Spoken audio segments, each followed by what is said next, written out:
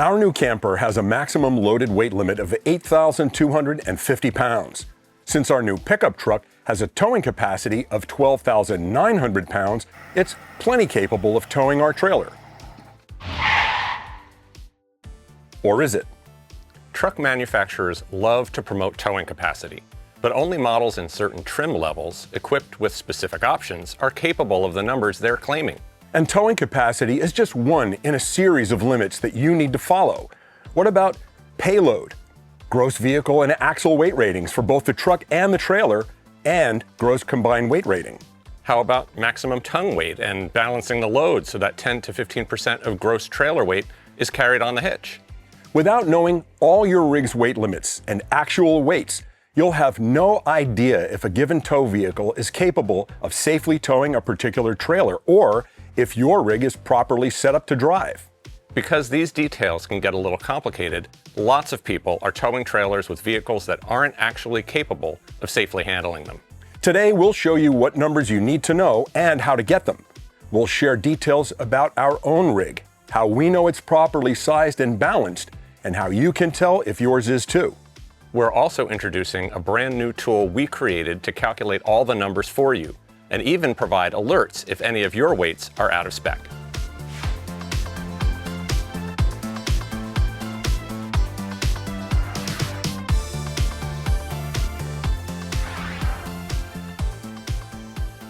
In preparation for downsizing to a travel trailer after 20 years of full-time RVing and a diesel pusher, we spent about a year researching makes, models, and floor plans. Prioritizing quality, efficient use of space, off-road capability, and tank capacities, we chose the Outdoors RV Creekside 19 MKS Titanium series, and we're super happy with it. But because it's a solid, well-built, four-season rig, it weighs more than most trailers of similar size. And since we now live in a building with a very tight parking garage, we wanted the smallest possible tow vehicle for the RV we were buying. In the process of researching new rigs, we learned a lot more about towables, including the fact that it's easy to buy a trailer that's too big for your truck to handle without realizing it.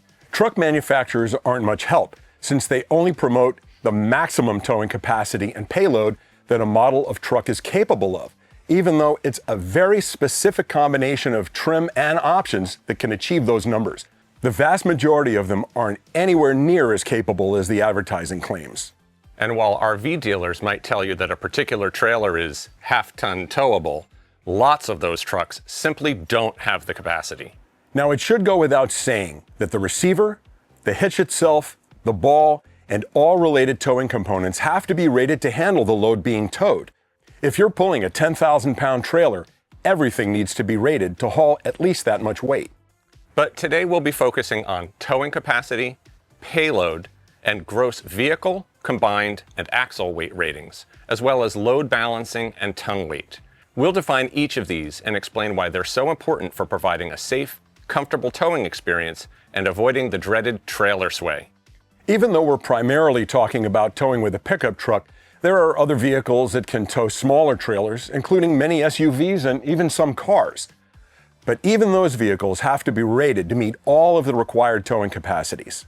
Since we're using our own rig and experience as an example, with a trailer that can weigh over 8,000 pounds, that's exactly why we had to get a full-size pickup truck in the first place. Because there are so few other vehicles that can safely tow that much weight. Let's start by defining the key terms you'll need to know, many of which are printed right on the driver's door sill plate in the truck, or on the manufacturer's information plate or other placards in both the truck and the trailer. First, towing capacity is the maximum allowable weight of any trailer you connect to the back of a tow vehicle. That includes the trailer itself and everything loaded into it. The gross vehicle weight rating is the vehicle's maximum allowable weight. Both tow vehicles and trailers have a GVWR. Our truck's is 7,300 pounds, which means it should weigh no more than that when fully loaded with passengers and gear. That also includes the weight of the trailer's tongue, which we'll talk more about in a minute. Again, our trailer has a GVWR of 8,250. With a cargo carrying capacity of 1,431 pounds, it may seem like we have plenty of room for anything we want to bring along. But it's something we all need to pay attention to, and your trailer may be a lot heavier than you think it is. Because we boondock almost exclusively, we chose to use up a considerable amount of our trailer's cargo capacity with a large solar and battery system. You'll need to set your cargo priorities as well, but we all have to pay attention to the weights of both our tow vehicle and trailer. Gross combined weight rating is the maximum allowable fully loaded weight of the truck and the trailer, including driver and passengers and everything in both vehicles. Our truck's GCWR is 19,000 pounds. Payload is everything the truck is capable of carrying, including people, gear in both the cab and the bed, and the tongue weight of any trailer that's connected. Tongue weight is the downward force the trailer's coupler puts onto the ball. It's also known as hitch weight or pin weight on a fifth wheel. Again, this needs to be figured into your towing vehicle's payload. The total of all that weight can't exceed the rated payload capacity of your truck, which in our case is 1,602 pounds, found right on our sill plate. As you'll see when we get into the numbers, it's easy for payload to be the limiting factor for a tow vehicle. Gross axle weight rating is the maximum weight a given axle can safely carry. Our truck's front axle is rated at 3,800 pounds, and the rear axle is 4,150. Each of our trailer's axles are rated at 4,000 pounds, so together they can carry a total of 8,000. This is a good time to remind you that we're using our rig and experience as an example. While various manufacturers may list information differently, it should all be available and followed. But simply understanding these definitions isn't enough. That's because the weight and placement of gear, fresh water, and optional equipment like batteries and solar panels can vary a lot.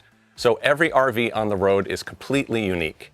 The only way to correctly determine the actual weights of both your tow vehicle and trailer is to weigh them.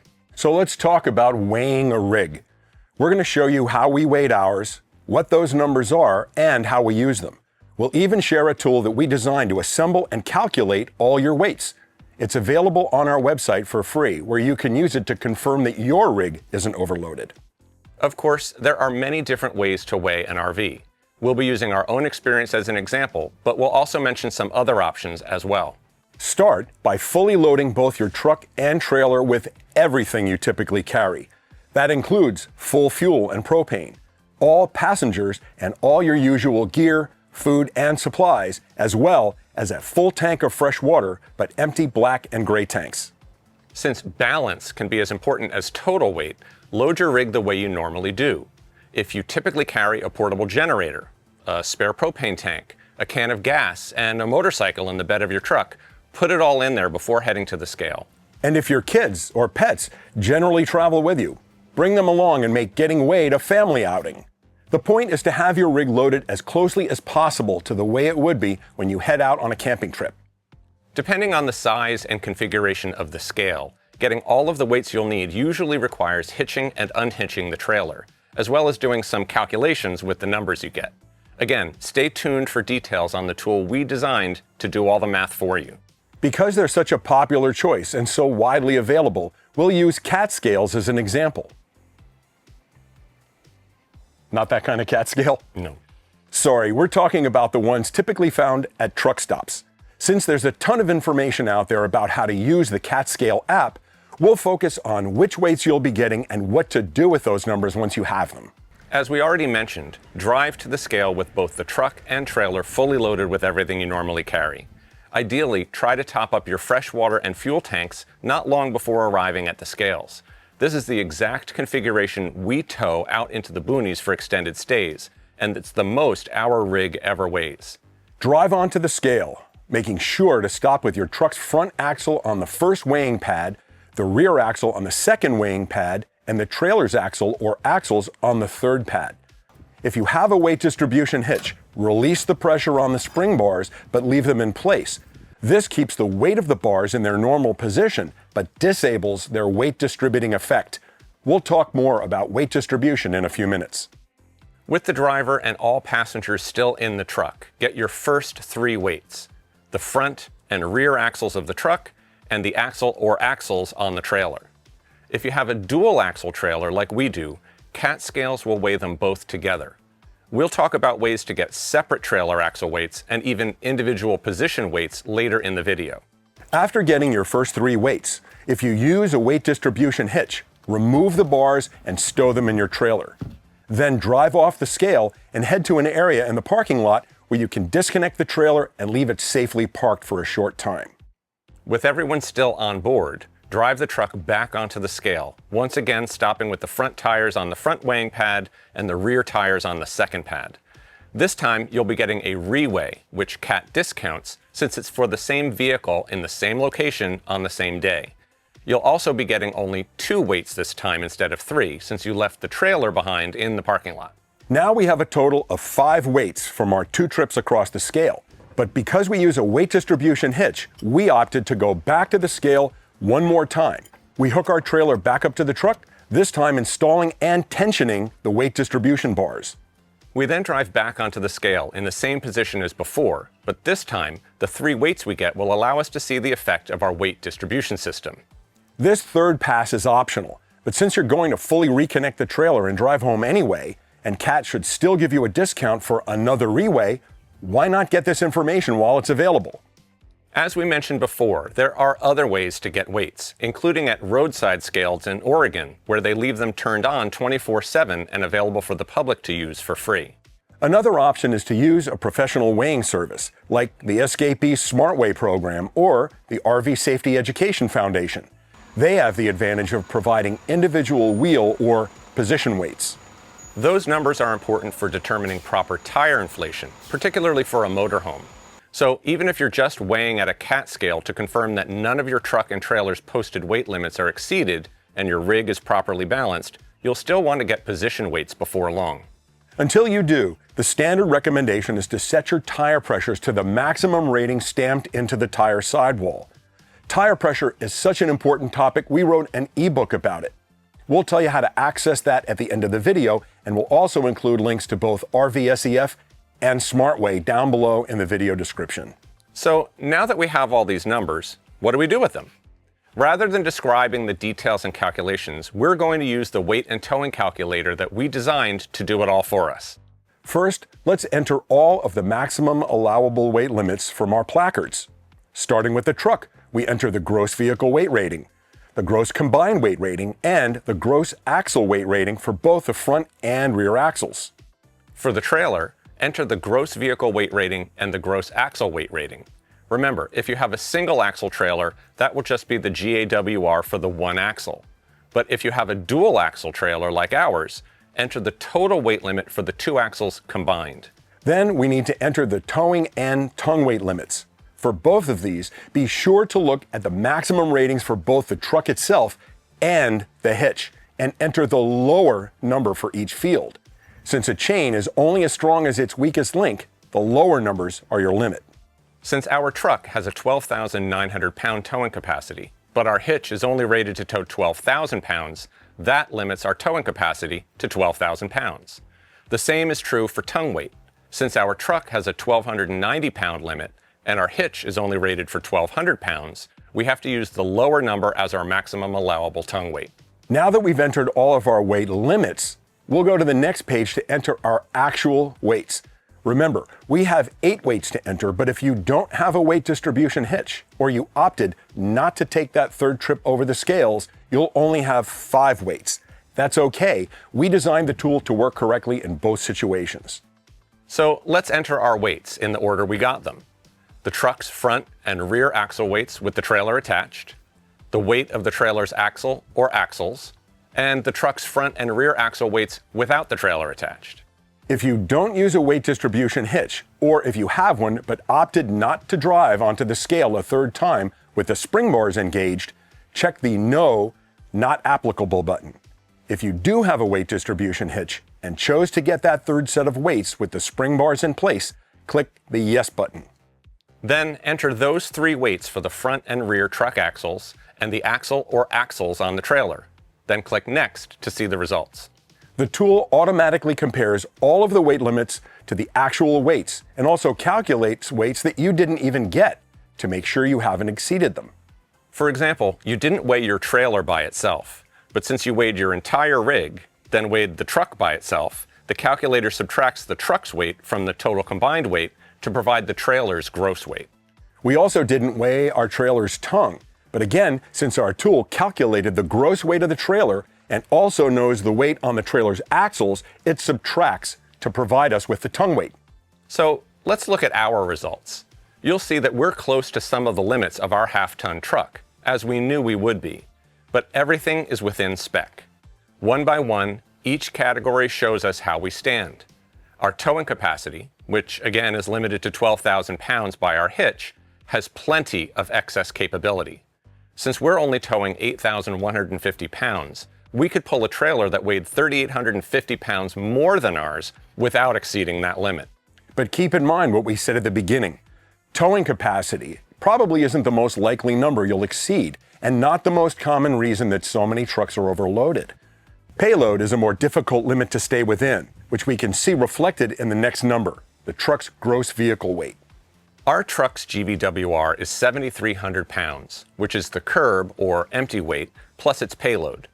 You can see our fully loaded truck weighs 7,200 pounds, leaving us with just 100 pounds to spare.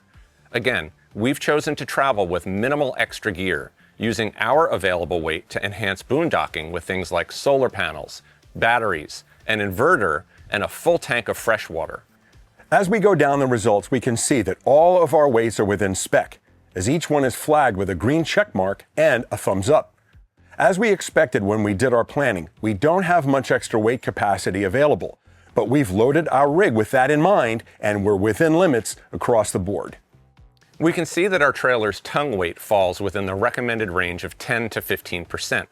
And since we opted to take that third trip to the scale, the tool even shows us the effect weight distribution has, increasing the weight on the truck's front axle and the trailer axles, while reducing the weight on the truck's rear axle.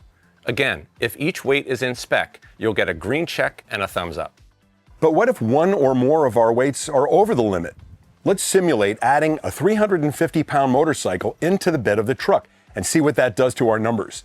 Since most of that weight would be right over the rear axle, we'll add it there to get an approximate idea what effect that would have on our results.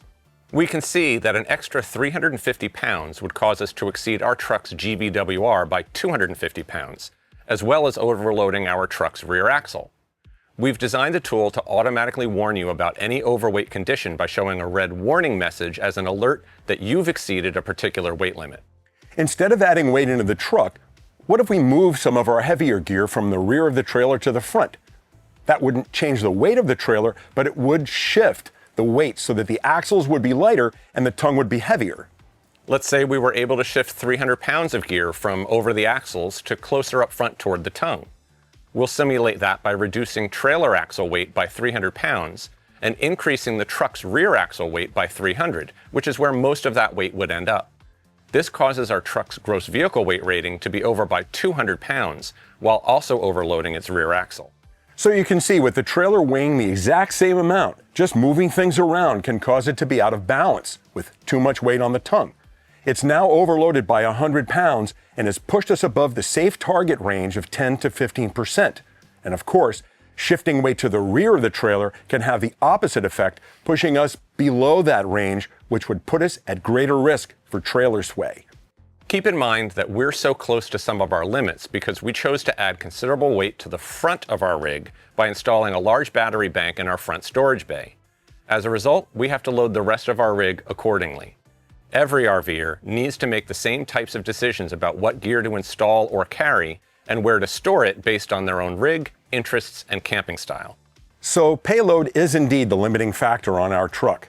Besides being easy to exceed, another reason payload can be an issue is that every truck is unique, and the number is only known and displayed on the sill plate once the truck is manufactured. That makes custom ordering a truck like we did a bigger challenge, since not even the dealer or the manufacturer can tell you what your payload will be, even if you know exactly which options you want to order. And remember that most options add weight, reducing your payload capacity even further. That makes it easier to buy a truck used or off the lot, where you can see its door sill plate. Of course, if you already own a truck, all the numbers are right there for you to check to see how much trailer it can handle. Our example is a reminder of how important it is to be as thorough as possible when researching trucks to tow a specific trailer. Even with a smaller, lighter trailer, you can easily exceed your weight limits if you don't pay attention to the details. Are there other truck brands with half-ton models that have higher payload capacities than we do? There are absolutely ways to configure a half-ton truck with a maximum payload that exceeds ours. But every time you change one factor, say cab configuration, engine, bed length, trim level, two-wheel versus four-wheel drive, you'll likely change the curb weight and the resulting payload capacity. One feature we really wanted that wasn't available in any other brand was the Duramax diesel engine. That gets us an impressive 15 miles per gallon when we're towing and a whopping 30 miles per gallon when we're not. All our numbers are within spec, and our truck tows like a champ with the trailer solid as a rock behind us. A trailer that starts to sway can be so dangerous that it's worth talking a little more about. Sway is the side-to-side fishtailing of a trailer, which can be caused by factors such as poor weather or road conditions, wind gusts, overloading, or improper weight distribution in the trailer. The more weight on the tongue, the worse the payload and handling problems can be, including less steering control and braking authority due to the reduced weight on the truck's front axle. But moving too much weight to the rear of the trailer can make sway much more likely. How do you know if you need a weight distribution hitch? First, it may be required by your truck's manufacturer under certain conditions, like with a trailer above a certain weight. Check your owner's manual to be sure. But if any of your weights are close to the limit, or if your rig sags at the hitch, we'd suggest that it's cheap insurance. Weight distribution not only reduces or eliminates that sag, but it makes the entire rig more balanced and level, providing a safer, more stable ride and better visibility over the hood. Sway control helps resist the effects of wind gusts and other factors that can push your rig around. If your trailer is too heavy, traveling without filling your freshwater tank completely is an easy way to reduce its overall weight, since water weighs over 8 pounds per gallon. But since we like to spend long periods in remote locations, that's not a great option for us. Instead, we've chosen to go light on other gear, and you may have to make those same decisions too. If needed, you can always consider getting a more capable truck. That's a good way to make sure you're less likely to be driving an overloaded rig and keep you and everyone else safer on the road. Keep in mind that we only ordered a 1500 because the parking garage in our building is so tight. If we lived out in the suburbs, we'd almost certainly have bought a 3/4 ton truck, giving us the flexibility to carry more than we do and pay a lot less attention to weight. It's not that all 2500s have a high enough cargo capacity for any trailer. They don't. But they're more readily available with considerably higher payload and towing capacities. Will a half-ton truck do the job of towing a trailer that weighs as much as ours? It can, and we do, but not just any 1500. Our experience with buying a very solidly built camper and loading it up with a big solar and battery bank leads us to suggest that a 3/4 ton truck is likely a better way to go for many RVers, at least when your trailer starts getting up around the same weight as ours. We always recommend, whenever possible, choosing a trailer before buying a truck. That way you'll have a better idea how much towing capacity and payload you'll need. Just remember to always keep the payload part of that equation in mind when you're shopping, because we can tell you from firsthand experience that a half-ton truck is much more likely to run into a problem with exceeding its payload capacity before you ever reach its towing capacity. Another important point to keep in mind is that using a weight distribution hitch or installing optional springs or airbags on your truck does not increase payload capacity. Plus, weights can change over time by adding, removing, or shifting gear around. And of course, installing new equipment likely requires reweighing. If you want to keep a regular eye on your tongue weight, which isn't a bad idea if you're near the limit, or you have a tendency to move gear around or modify your rig a lot, there are special tongue weight scales you can buy. There's even a hitch designed to weigh the tongue whenever you connect the trailer. Maybe you've been towing with one or more of your rig's weights over the listed maximum for years without knowing it, and you've never had a problem. But if you do have an accident and it's determined that exceeding one or more of your rig's posted allowable weight limits was a factor, you could be legally liable. Our recommendation for pairing a tow vehicle and trailer can be summed up pretty easily. If you already own a vehicle that you want to use for towing, find a trailer with a GVWR that it can easily handle from both a towing capacity and a payload standpoint. If you have your eye on a specific trailer, be sure to check the towing and payload capacities of any tow vehicle you own or are considering. Make sure it's rated to handle the trailer's weight by assuming that the trailer will be loaded to its maximum weight, the GVWR, and that 15% of that weight will be on the tongue. Do the math. Before we go, a quick related word about tires. Both tow vehicles and travel trailers should come from the manufacturer with tires that are specifically rated to handle their gross axle weight. But they also need to be inflated correctly, and of course, a used vehicle may have had its tires replaced by the previous owner and may be underrated for the rig. We also mentioned earlier the importance of proper tire inflation, and that it's so important, we wrote an ebook describing all the factors you need to know to safely determine the correct tire pressures for your RV. We'll include details about how to access our book down below, which we've made available for free to subscribers of our daily newsletter. If you're watching this video embedded in the blog post on our website, thervgeeks.com, you're already in the right place to access our weight calculator tool. If you're watching this on YouTube, we'll put a link up here and in the video description that takes you right to it. Please leave a comment and let us know how it works for you. And as always, safe travels. And thanks for watching.